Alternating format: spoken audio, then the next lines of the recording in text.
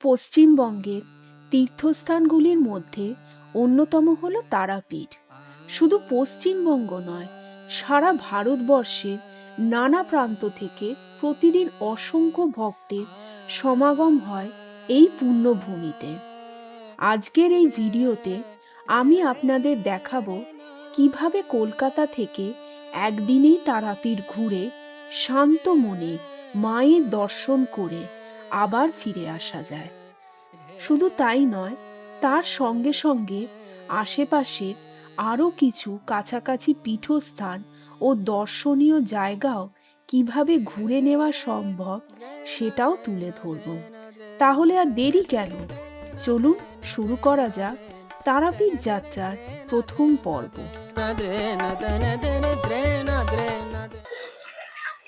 Hello everyone, good morning. আজ হচ্ছে 5th জানুয়ারি, সকাল 6:40। এখন বেরিয়ে পড়েছি আমি একটা নতুন গন্তব্যের উদ্দেশ্যে। সবাইকে হ্যাপি উইন্টার জানাই আমি। খুবই ভালো ঠান্ডাটা পড়েছে।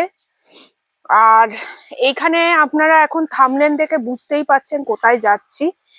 তো আস্তে আস্তে আমি আপনাদের সবই বলবো। আমি মহাপীঠ তারাপীঠেই যাচ্ছি আজকে, আমাদের এইখানকার উদ্দেশ্য। তো হ্যাঁ, যেতে যেতে আপনাদের সবকিছুই আমি শেয়ার করব, কিভাবে যাচ্ছি। আমি এই ট্রিপটা একদিনেই করব, মানে একদিনেই আমরা রিটার্ন করব। তো সেটা কি করে করব, কিভাবে করব, আস্তে আস্তে আপনাদের সবটাই শেয়ার করব। তাহলে সঙ্গে থাকুন। হ্যালো এভরিওয়ান, এখন আমি দাঁড়িয়ে আছি বেলুড়ে। এখান থেকে ট্রেন ধরে আমরা হাওড়া যাব, তারপর হাওড়া থেকে আমাদের নেক্সট জার্নিটা শুরু হবে। তো সবাইকে নতুন বছরের শুভেচ্ছা জানাই আমার তরফ থেকে, ওয়ান্ডারল্যান্ডস দেবসের তরফ থেকে। আমি দেবস্মিতা, আর আপনাদেরকে নতুন বছরের শুভেচ্ছা জানাই যে আপনাদের নতুন বছরটা খুব ভালো যেন কাটে, সবাই যেন সুস্থ থাকেন, ভালো থাকেন। বেলুড় থেকে ট্রেন ধরে আমরা প্রথমে হাওড়া স্টেশনে এসে নামলাম, কারণ তারাপীঠের উদ্দেশ্যে আমাদের পরবর্তী ট্রেনটি ছাড়ার কথা ছিল হাওড়া থেকে।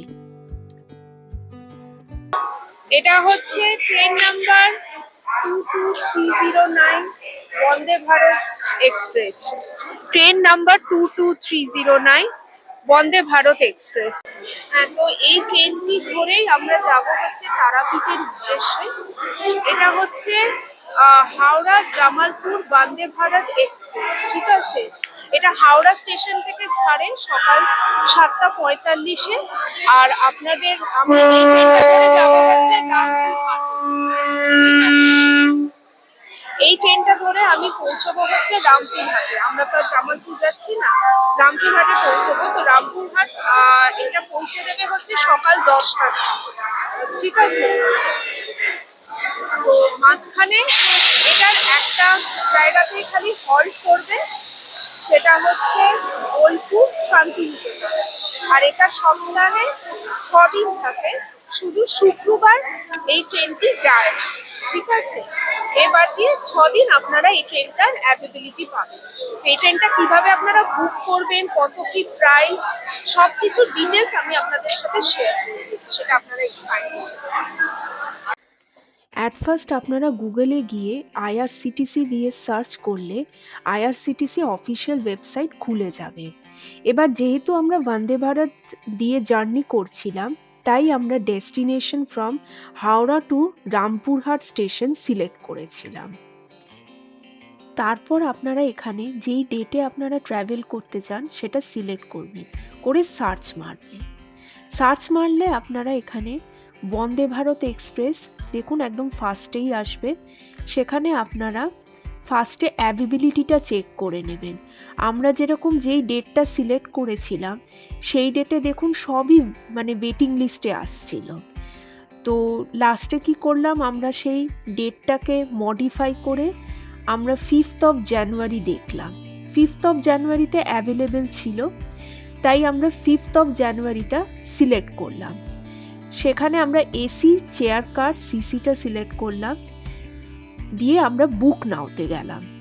বুক নাওতে গিয়ে আপনারা এখানে অ্যাট ফার্স্ট ইউজার নেম আর পাসওয়ার্ডটা দিয়ে দেবেন, দিয়ে এখানে আপনারা ক্যাপচাটা ফিল আপ করবেন, করে সাইন ইন করবেন। সাইন ইন করলে আপনাদেরকে এই বুকিং স্ক্রিনে নিয়ে আসবে। সেখানে আপনারা আপনাদের নাম, এজ, জেন্ডার আর আপনাদের মানে সিট কি প্রেফারেন্স আপনারা নিতে চান সেটা আপনারা সিলেক্ট করবেন, আর মিল যদি নিতে চান সেটাও আপনারা এখানে সিলেক্ট করে নিতে পারেন, দিয়ে তারপরে আপনারা প্রসিড করতে পারেন। আমরা যেহেতু দুজন যাচ্ছিলাম তাই এখানে আরেকটা প্যাসেঞ্জার ডিটেলস আমরা এখানে ফিল আপ করলাম। এবারে আপনারা যতজন যাবেন সেই অনুযায়ী আপনারা এখানে ডিটেলস ফিল আপ করবেন। তারপর আপনারা নিচে চলে আসবেন, এখানে আদার প্রেফারেন্সেসের এখানে এই চেক বক্সটাতে ক্লিক করবেন। ক্লিক করে একবার সব কিছু ভেরিফাই করে কন্টিনিউতে ক্লিক করবেন। কন্টিনিউতে ক্লিক করার পর এখানে আপনারা আপনার ক্যাপচাটা দেবেন, ক্যাপচাটা দিয়ে আবার কন্টিনিউতেই ক্লিক করবেন। তারপর আপনাদের এই পেমেন্ট মেথড পেজটাতে নিয়ে আসবে। এখানে অনেকগুলো অপশানস আছে। আমরা যেহেতু কার্ড দিয়ে পেমেন্টটা সিলেক্ট করেছিলাম তাই জন্য আমরা এই অপশানটা সিলেক্ট করেছিলাম। আপনারা যেটা চুজ করবেন যেই অপশানটা সেই অনুযায়ী আপনারা প্রসিড করবেন। এরপর আপনারা কার্ড ডিটেলসটা দেবেন, দিয়ে আপনারা পে করবেন। পে করলে আপনাদের একটা ওটিপি আসবে, সেই ওটিপিটা দিয়ে আপনারা কন্টিনিউতে যাবেন। তারপরে দেখবেন আপনাদের বুকিং কনফার্ম হয়ে যাবে। আর বুকিং যে কনফার্ম হয়েছে সেটার কিন্তু একটা মেসেজ আপনারা আপনাদের নিজস্ব ইমেলে পেয়ে যাবেন। তো সেম প্রসেসে আপনারা রিটার্ন টিকিট বুক করবেন। তো রিটার্ন করবার টাইম ছিল সন্ধ্যে 7:20, যেটা আপনাদের হাওড়া পৌঁছে দেবে রাত্রি 10:05 নাগাদ। আর ট্রেন নাম্বার ছিল আমাদের রিটার্নের 22310, যেটা হচ্ছে ভাগলপুর হাওড়া বন্দে ভারত এক্সপ্রেস। আর দুজনের মিলিয়ে আমাদের পড়েছিল যাওয়ার সময় 638 পার পারসন অ্যান্ড রিটার্নও সেম ফেয়ার কিন্তু ছিল।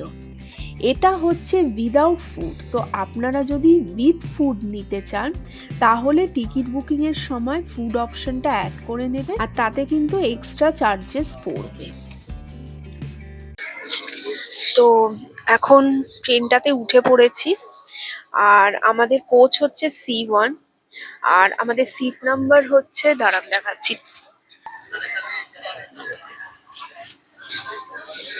এই যে আমাদের সিট নাম্বার হচ্ছে 13 and 14। খুবই ভালো লাগছে, কি বলবো আর, মানে বেশ একটা মানে একটা জার্নি বেশ ফিলিং হচ্ছে, খুব ভালো লাগছে। যেতে যেতে আপনাদের বাদ বাকি সব ডিটেলস সব শেয়ার করছি। তোমার কেমন লাগছে বলো? হ্যাঁ, খুবই ভালো লাগছে। অ্যান্ড ফার্স্ট অফ অল সবাইকে জানাই হ্যাপি নিউ ইয়ার। নতুন বছর যেন সবাই খুব ভালো কাটুক, এবং এটাই আশাই করি যে সবাই খুব ভালোভাবে এই সময়টা স্পেন্ড করছেন, এবং নতুন বছর হ্যাঁ খুব ভালো কাটুক। এবং আমরা তো যাচ্ছি তারাপীঠ, ঠাকুরের কাছে প্রার্থনা করব যে সবাই যেন বছরটা সুখে শান্তিতে কাটতে পারে। আর হ্যাঁ, আপনাদেরকে একটু দেখিয়ে দিই যে আমরা তো জার্নি করছি হচ্ছে C1, মানে এমনি নর্মাল মানে C1 কম্পার্টমেন্টে। তো সিটেতে কি কি মানে জিনিসপত্র রয়েছে বা ফেসিলিটিস রয়েছে একবার আপনাদের কুইকলি দেখিয়ে দিই। মানে দেখতে পাচ্ছেন মানে খাবার ট্রে রয়েছে, মানে এখানে আপনারা খাবার টাবার যদি দেয় আপনারা এখানে রেখে খেতে পারবেন। এবং এখানে দেখতে পাচ্ছেন একটা বটল হোল্ডার রয়েছে, জলের বোতল টোতল রাখতে পারেন। এখানে লেগ রেস্ট রয়েছে, মোটামুটি ঠিকঠাক কমফোর্টেবল আছে। এবং এইখানটায় আপনারা যদি দেখেন এখানে একটা চার্জিং পোর্টও রয়েছে, তো ফোন টোন চার্জ ফার্জ আপনারা দিতে পারবেন।